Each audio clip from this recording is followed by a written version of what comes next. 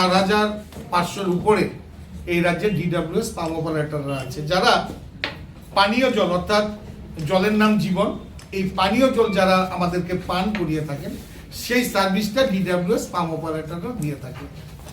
এই DWS pump অপারেটরের ব্যাপারে বিস্তারিত আলোচনা ডিডব্লিউএস সংগঠনের সভাপতি করবেন, কিন্তু তার আগে আমি মনে করি আপনাদের একটা দুটো বিষয় ডিডব্লিউএস এর ব্যাপারে আমি তুলে ধরা আমার অত্যন্ত প্রয়োজন।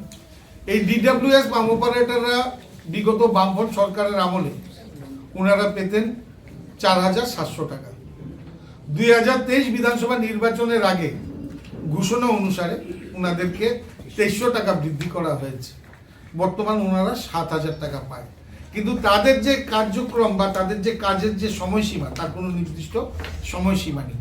তো ওনাদেরও 5টা দাবি আছে। সেই দাবি বিষয়ে ত্রিপুরা অনিয়মিত ডিডব্লিউএস পাম্প অপারেটর সঙ্গে রাজ্য সভাপতি বিশ্বজিৎ চক্রবর্তী এই বিষয়ে উনি ওনার বিস্তারিত আলোচনা করবেন 5টা বিষয়ে, এই দাবি সনদের বিষয়ে। এছাড়া আমি একটু পরিচয় করিয়ে দেব।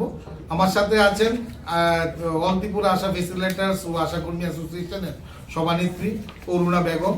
আমার সাথে আছেন রাজ্য কমিটির অন্যতম সাধারণ সম্পাদিকা সেবিকা চৌধুরী। আছেন অল ত্রিপুরা আশা ফেসিলেটার্স ও আশাকর্মীর অ্যাসোসিয়েশনের সহ সম্পাদিকা এখানে সবুরি রায়, এবং আমার এখানে রাজ্যের বলবো না, এখানে আগরতলা শহরের আমার আশা দিদি এবং ফেসিলেটার্স দিদিরা আছেন। তো রাজ্যবাসী আজকে আমাদের এই প্রেস মিটটা, বিশেষ করে আশা, ডিডব্লিউএস, আশা ফেসিলেটার্স সবাই আজকের এই সাংবাদিক সম্মেলনের জন্য ওনারা অপেক্ষায়, এবং আমরা এই সাংবাদিক সম্মেলনের মাধ্যমে রাজ্য সরকার এবং রাজ্যবাসী সকলের কাছে এই জানানটা দিলাম, এবং ডিডব্লিউএস বিস্তারিত আলোচনা করার জন্য আমি বিশ্বজিৎ চক্রবর্তী মহাশয়কে অনুরোধ করব ওনার এই বিষয়ে আলোচনা করার জন্য। 2007 সালে এই রাজ্যে আশারা নিয়োগ হয়েছে। প্রথমত 2 বছর, 3 বছর, 4 বছর তারা কোনো টাকা ছাড়া তারা সমাজের মানুষের প্রতি দায়বদ্ধতা নিয়ে ওনারা কাজ করেছে। তার পরবর্তী সময় 100 টাকা করতে করতে 2018 সালের পর্যন্ত ওনারা পেতেন শুধু 500 টাকা। এই রাজ্যে রাষ্ট্রবাদী সরকার প্রতিষ্ঠিত হওয়ার পর প্রথমেই তাদেরকে 1500 টাকা বৃদ্ধি করা হয়েছে। পরবর্তী সময়ে তাদেরকে 2023 নির্বাচনকে সামনে রেখে রাষ্ট্রবাদী সরকার ঘোষণা দিয়েছিলেন যে ওনারা যদি দ্বিতীয়বার প্রতিষ্ঠিত হয় তাহলে ডিসেম্বর 2022 থেকে ওনাদেরকে 1000 টাকা করে বৃদ্ধি করা হবে। তো সেই অনুযায়ী দ্বিতীয়বার যখন রাষ্ট্রবাদী সরকার প্রতিষ্ঠিত হয় সেই অনুযায়ী তাদেরকে 1000 টাকা বৃদ্ধি করা হয়েছে।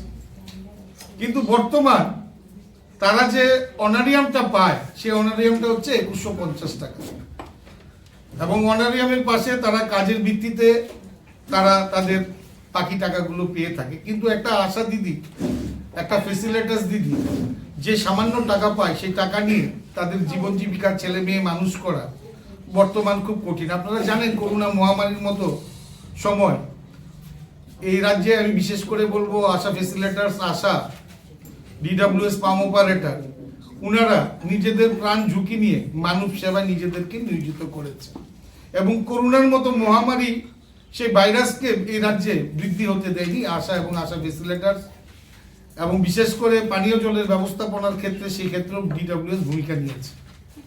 তো আমি মনে করি আমাদের এই বাজেট অধিবেশনের আগে আপনাদের মাধ্যমে, সংবাদ মাধ্যমের মাধ্যমে সরকার, রাজ্যবাসী এবং প্রত্যেকটা মানুষের কাছে আশা এবং ডিডব্লিউএস এবং আশা ফেসিলেটার্স ওনাদের সম্পর্কে মানুষ অবগত হওয়া উচিত।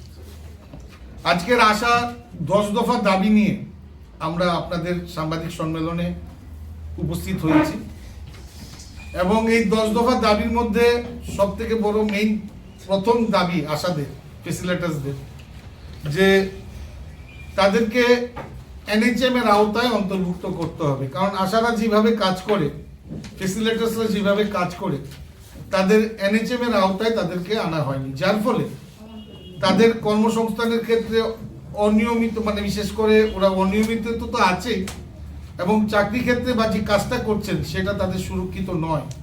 সেই জন্য তাদেরকে আমাদের প্রথম দাবি যে তাদেরকে এনএইচএম এর আওতায় আশা ফেসিলেটার্স এবং আশা কর্মীদের সে আওতায় আনতে হবে। দ্বিতীয় দাবি, আগে আশা ফেসিলিটাসরা তারা একটা অনারিয়াম পেত 1800 টাকা, সেটা 2018 সালের পর বন্ধ হয়ে গেছে এবং সেটা বন্ধ হওয়াতে ওনারা শুধু 24টা ভিজিটের উপরে টাকা পায়, অথচ কাজ করে 30 দিন। তারা 325 টাকা করে পায় আশা ফেসিলিটাসরা এবং 24টা ভিজিটের উপর 7800 টাকা তারা পায়। কিন্তু এই 7800 টাকা দিয়ে একটা ফেসিলিটাস তার সংসার পরিচালনা করা, জীবন জীবিকা করা অত্যন্ত কষ্টদায়ক। তার জন্য আমাদের দাবি থাকবে তাদেরকে অবিলম্বে তাদেরকে 500 টাকা পার ভিজিট আশা ফেসিলিটাসদের করার দরকার। পাশাপাশি ফিল্ড ভিজিটে তাদেরকে 30 দিনের টাকা তাদেরকে দেওয়া দরকার, সেই হিসাবে আমরা দাবি রাখছি। দ্বিতীয় দাবি। তৃতীয় দাবি, আশাকর্মীদের মাসিক সাম্মানিক 2150 টাকা। এই অনারিয়াম 2150 টাকা শুধু আশা দিদিরা পায়। এই 2150 টাকা দিয়ে আপনারা জানেন একটা সংসার পরিচালনা করা বর্তমান দ্রব্যমূল্য বৃদ্ধি অনুসারে অত্যন্ত কষ্টদায়ক। তাই অন্যান্য রাজ্যে, আমাদের পার্শ্ববর্তী রাজ্যে যদি আপনি আসামকে ধরেন, সেখানেও আমাদের রাষ্ট্রবাদী সরকার পরিচালিত। এই আসাম সরকার কিন্তু আশাকর্মীদের 2025-এর আগস্ট মাসের পর থেকে তাদেরকে কিন্তু 4000 টাকা অনারিয়াম দেওয়া হয়, অথচ আমাদের রাজ্যে একই সরকার অথচ 2150 টাকা পায় আমার আশা দিদিরা। তাই আমাদের আজকে এই সাংবাদিক সম্মেলনের মাধ্যমে আমাদের দাবি থাকবে যে আশা কর্মীদের অন্যান্য রাজ্যের মতো অন্যান্যদেরকে অনারিয়াম অন্তত ন্যূনতম 5000 টাকা তাদেরকে করা হোক।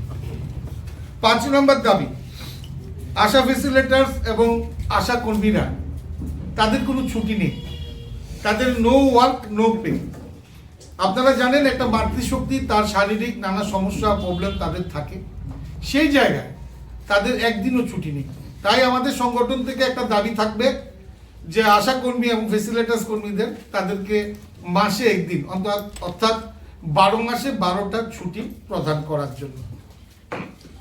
5 নম্বর আমাদের দাবি, আপনারা 6 নম্বর আমাদের দাবি, আপনারা জানেন মাতৃত্বকালীন অবস্থায় যারা সরকারি কর্মচারী এমপ্লয়ি তারা কিন্তু 6 মাস ছুটি পায়, অথচ এই রাজ্যের আশা ফেসিলিটার্স এবং আশা দিদিরা যারা অন্যের সন্তান বিশেষ করে গর্ভবতী মাদের সেবা যত্নে নিজেদেরকে নিয়োজিত রাখে, পাশাপাশি তাদেরকে হাসপাতালে নিয়ে যাওয়া থেকে শুরু করে বিভিন্ন বিষয়ে তারা দায়িত্ব পালন করে, অথচ তাদের মাতৃত্বকালীন অবস্থায় তাদের কোনো ছুটি নেই।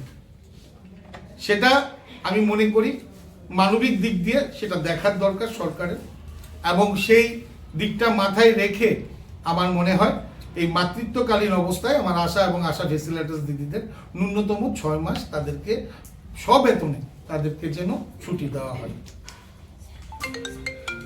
7 নম্বর দাবি, সাব সেন্টার এনএইচএম এর কর্মীদের মতো আশা ফেসিলিটাস এবং আশা কর্মীদের এমসিএইচ অর্থাৎ টিম বেসমেন্ট ইনসেন্টিভ, অর্থাৎ এটাকে টিবিআই বলা হয়। টিবিআইটা বর্তমান আশারা পেয়ে যাবে, কিন্তু ফেসিলিটাসরা সেটা এখনো হয়নি। তো আশারা পেলে আশা করি ফেসিলিটাসরাও পাবে। তো এটা যেন দুইটা সংগঠন মানে দুজনকেই যেন করা হয় সেই দাবিটা আমাদের থাকবে। আর সব থেকে মূলত দাবি আমাদের যেটা, আপনারা জানেন এই যে আশা দিদিরা এই রাজ্যে কাজ করছেন, ফেসিলিটাস দিদিরা যারা কাজ করছেন, তাদের এই কাজের উপর তাদের জীবন যৌবন তাদের চলে যাচ্ছে।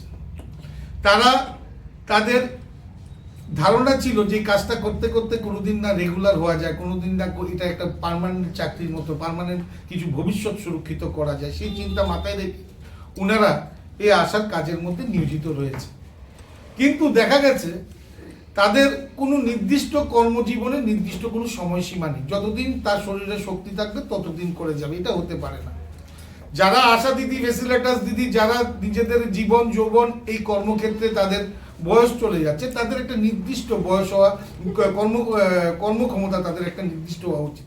এখন সেটা 60 বছর হোক বা এটা 65 বছর হোক, কিন্তু যখন তাদের কর্মক্ষমতা একটা নির্দিষ্ট করার পর তাদেরকে কার কাছে তখন বৃদ্ধ বয়সে তারা হাত পাতবে? সারা জীবন তো সেবামূলক কাজে ওনারা নিয়োজিত।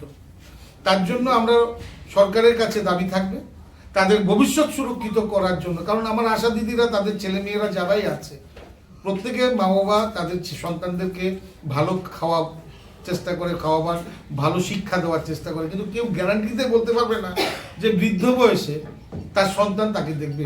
তো সেই জায়গায় আমার আশা দিদি, ফেসিলিটাস দিদি, তারা বৃদ্ধ বয়সে কার কাছে হাত পাতবে? তার জন্য আমরা সরকারের কাছে দাবি রাখি যে আমরা দেখেছি রাজ্যের বিভিন্ন জায়গায় মানুষ কোনো কাজ করে না করে, সমাজের প্রতি দায়বদ্ধতা না হয়ে, সরকারের প্রতি দায়বদ্ধতা না হয়ে, কোনো কিছু দায়বদ্ধতা না হয়ে ঘরে বসে সামাজিক ভাতা 2000 টাকা পায়। অথচ আমার আশা ফেসিলিটার্স এবং আশা দিদিরা যারা নিজেদের জীবন যৌবন এই কর্মক্ষেত্রে দিচ্ছে, অথচ তাদের বৃদ্ধ বয়সে যদি একটা ভাতা না হয়, তারা ভবিষ্যতে কার বাড়িতে গিয়ে খাবে, কোথায় খাবে, কি করবে? তার জন্য আশা ফেসিলিটাস দিদিদের 4500 টাকা তাদেরকে যেন একটা ভাতা প্রদান করা হয়, এবং আশা দিদিদেরকে 3500 টাকা ন্যূনতম তাদেরকে যেন ভাতা প্রদান করা হয়, এবং কর্মক্ষেত্রে 60 বছর একটা নির্দিষ্ট সময়সীমা করা হোক। সেটাই আমাদের সরকারের কাছে দাবি।